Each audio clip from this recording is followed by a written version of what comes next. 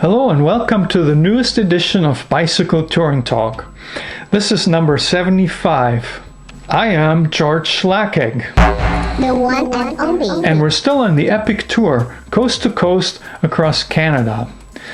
The last episode had me leaving home after a 4-day interruption there and finally crossing into the next province, Saskatchewan. The road I had chosen is much further north than many cross-Canada cyclists will go. Ultimately, this made my tour slightly longer overall, but it also led through a whole lot of beautiful places that aren't shown much on YouTube. The first thing that surprised me about Saskatchewan was that it wasn't as flat as its reputation. So if anyone ever told you that in Saskatchewan there are no hills and it's all flat, well, I'm finding out the truth about that because, there are hills. And I'm lucky that I got a tailwind and it's propelling me quite fast. And it's been fun, but there's nothing between here and the Alberta border and I'm getting hungry. So I'm hoping that down there somewhere, I could find a place to sit down and have my lunch.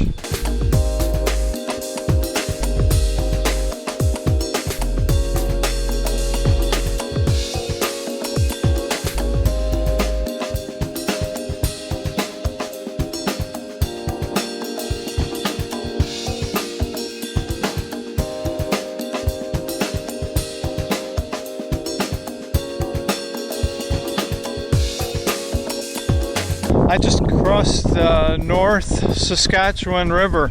That's the same one that goes through Edmonton, so it's kind of cool. I guess I could have had a canoe and made it here all the way by canoe. I had a pretty good ride up to Paradise Hill, where I found a little park with a giant oxen sculpture. The main thing for me was to finally have a picnic table to sit down and cook my lunch. Hey there, I'm in Paradise Hill, Saskatchewan. It's really windy here. I'm trying to cook macaroni with cheese, and then I'm going to add a can of chili to that, and it's going to make a really good lunch because I need it. It's past 1 o'clock. I've ridden 78 kilometers or something like that, and there are hills in Saskatchewan. They're killing me. I never believed anyone who told me there were, because I'd driven through it further south, and it always looked flat in the car anyways. But I haven't been up this far north much, except if you go back 30 years. And there have been some challenging hills, and it's windy too. The wind keeps shifting, it's not always a tailwind. It's been for most of the way, which is good. But yeah, I'm hungry, and I don't know how far I'm gonna get today. Yeah, I don't have a map of Saskatchewan at this point, and so far I haven't found any place where I could pick it up, so let's see. Due to the wind, it was far from comfortable, but I was overdue for the meal.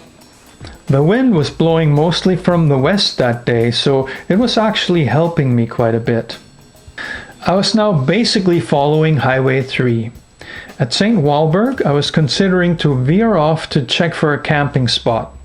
But there was plenty of time left and the ride was still going really well, even as the road turned south for a bit. There aren't a lot of places in that part of Saskatchewan, just a lot of wild country and farmland. Not staying in St. Walburg meant that I was either headed for Turtleford or I'd have to find a campsite in the middle of nowhere. In the end, it was Turtleford. After a spin through town on dusty gravel roads and a stop at the local co-op for more food and water, I ended up at the Lions Club campground. They had simple tent sites for $10, which included a shower. I really needed one at this point.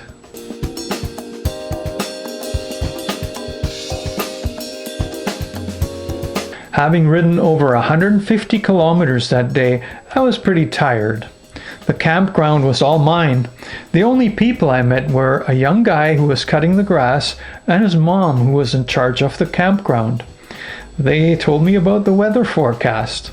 I'm in Turtleford, Saskatchewan. I've got a $10 campsite. See, there it is, all set up. and I'm tired. I'm gonna go to bed early, get some sleep. Hopefully the weather forecast, like the lady a little while ago here told me, is wrong, because she said it's gonna rain tomorrow. I don't need rain. The next day, I had to make a decision about whether to keep following Highway 3 all the way past Prince Albert, or go south toward the Yellowhead Highway, which would eventually bring me to Manitoba. The Yellowhead was definitely the more direct route, but it is also the main road through this part of Canada, and all the big transport trucks are taking it. I like the idea of staying north for a while longer. The day started off dry but windy.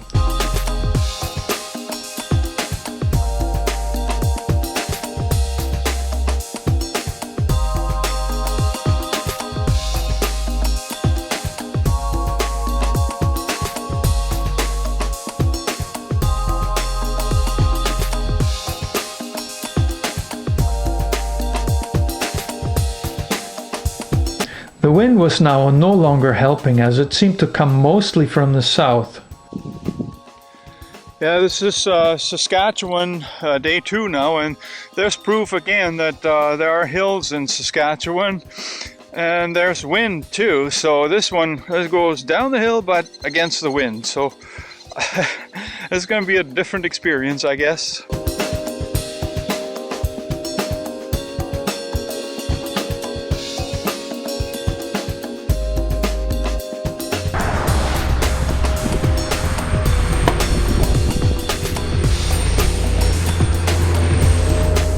The ride was considerably harder and the weather gradually got worse.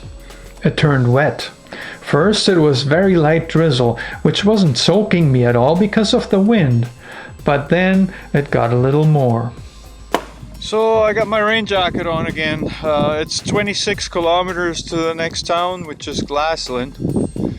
And it's raining ever so slightly, not too bad, but it's really windy, and you know, if I get wet in this and then the wind, it would just suck the temperature right out of me.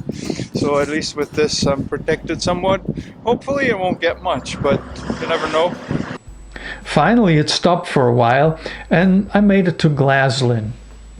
There was a local museum with a lot of old agricultural equipment displayed outdoors in a little park. I like stuff like that, and I went around with my camera checking out the stuff and taking pictures.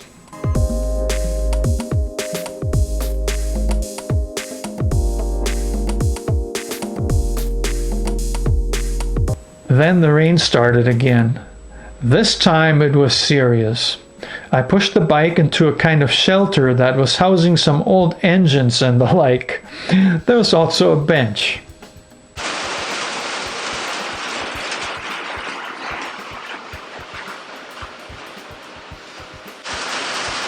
I'm probably not supposed to be here, but it's the only shelter I could find, and you know, I'm glad I made it this far. I'm in Glaslyn, Saskatchewan, and now the rain is getting heavier. I was, you know, it was on the edge the whole time I was riding. I was getting a few sprinkles, then a little bit more, then it stopped, then it started again. So I don't know what I'm gonna do now, but I'm here for now, and I'm gonna set up my lunch here. Who's gonna complain? I don't think I'm bothering anyone. I spent way more time in there than I would have liked, but it sure beat getting soaked to the bone.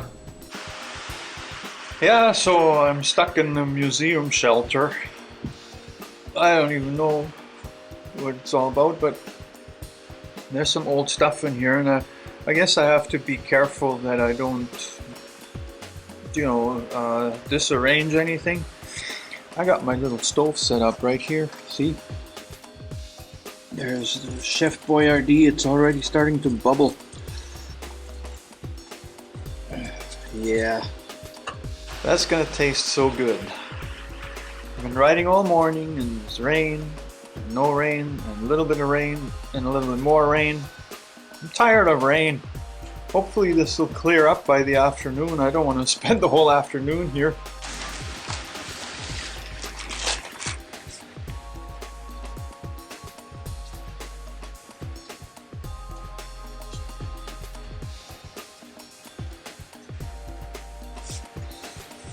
At least I'm dry. I don't know how long this rain is going to last, but theoretically I have all day. It's just not very exciting sitting here, even though I got some really interesting old machinery around me. There's not really much I can do with it other than just sit here, listen to the raindrops, doop doop doop.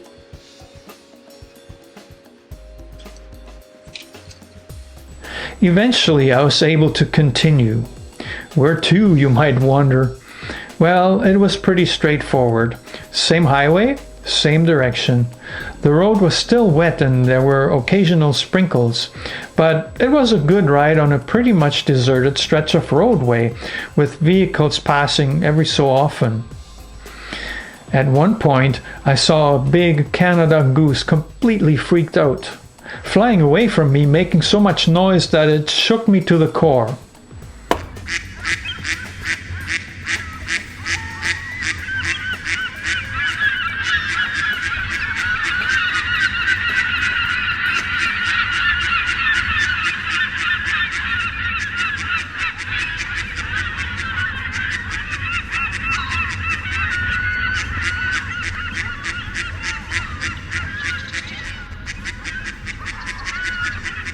Minutes later, I knew why.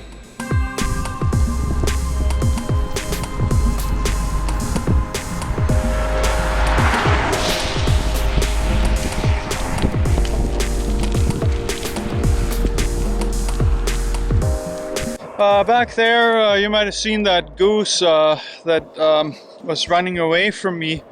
Was on the road, and you know, I think I know what happened to the goose, because a little bit further down the road there was another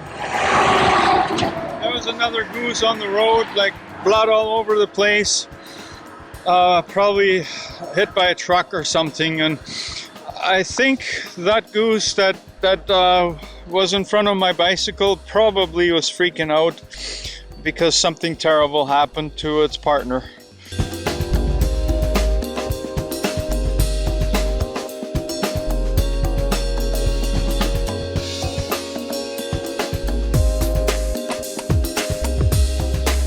The sun finally came out as I was approaching Spiritwood.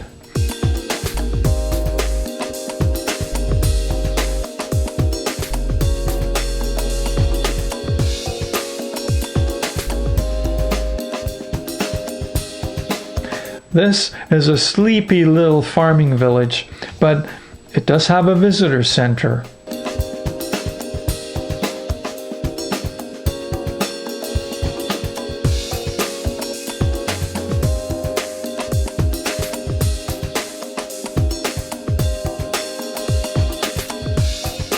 While that wasn't open when I arrived, there was free Wi-Fi outside. The village also had a campground. What more could I ask for? Well, the campground had no attendant. A fee had to be paid at the local gas station, and it turned out to be way more expensive than I had hoped. Who needs a fully serviced site that was out in the open on hard gravel? Yeah, I know. RVs do. I went back to the visitor center to sit down for a sandwich and check out the surrounding area on Google satellite pictures. There was an interesting area at the edge of town.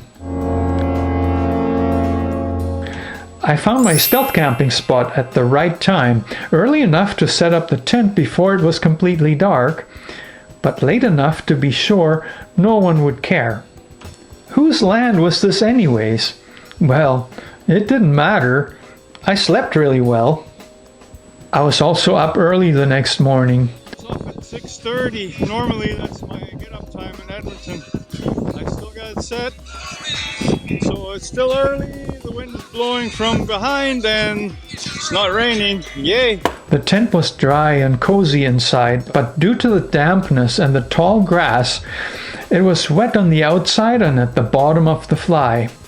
I stuffed it into the bag like that, wondering when and how I could dry it. The main thing for now was to get out of my secret spot in Spiritwood before it would not be so secret anymore. I had about 130 kilometers to go to the next major town, Prince Albert, Saskatchewan. This didn't seem like a huge distance and the wind seemed to blow in my favor. Well, what could possibly go wrong? That's for another video. I'll have it out next Saturday. Hope you can join me again. Are you enjoying this series? All the videos on my Cross Canada tour can be easily found in the playlist on the screen.